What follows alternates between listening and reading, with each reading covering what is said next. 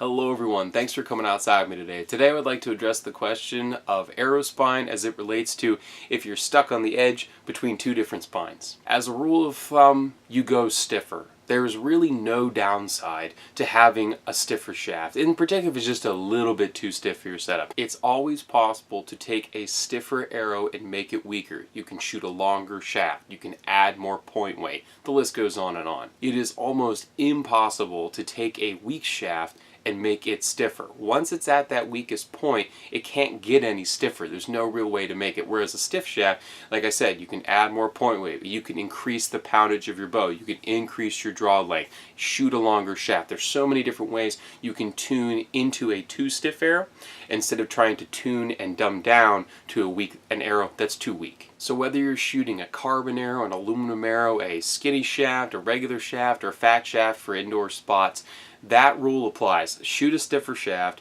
don't shoot one that's too weak. You'll find in your tuning in particular that it's way easier to tune a shaft that's a little bit too stiff than one that's really too weak. So I hope that's able to clarify something for you. If you have any questions about arrow selection, shaft selection, what you should be shooting, please feel free to leave me a message over on Facebook. There's a link in the description. You can also leave a comment here on YouTube. Hope you're able to get outside and enjoy the sport of archery. Enjoy the sport of archery hunting if you so choose. Definitely enjoy God's beautiful creation, and we'll get to see you next time.